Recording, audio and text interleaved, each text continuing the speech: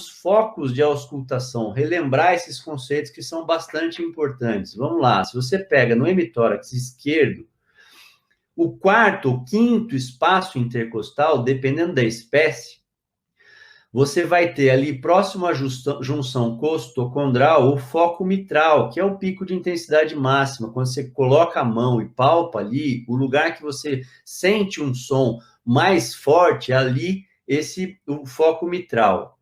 Um pouquinho mais cranial e dorsalmente, ou seja, um pouquinho à frente e acima, você vai ter o foco aórtico.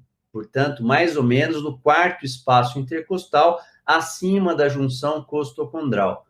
E um pouquinho mais cranial e ventral, você vai ter o foco pulmonar, também próximo ali ao externo, próximo à junção costocondral, de forma que quando você pega o paciente, você tem que imaginar esse triângulo escrito PAN, P de pulmonar, A de aórtico, M de mitral. E aí muitas pessoas perguntam, mas como é que eu ausculto o foco pulmonar no hemitórax esquerdo, sendo que a pulmonar é a via de saída do ventrículo direito, e essa é uma questão importante da anatomia.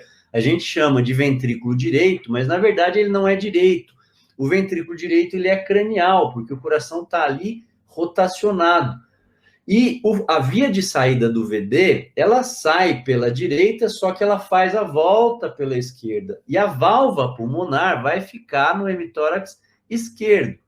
Então é importante a gente ter esse conceito anatômico para a gente conseguir linkar quando você está auscultando e vendo os 3 focos de auscultação no hemitórax esquerdo. E no hemitórax direito a gente vai ter o foco tricuspídeo.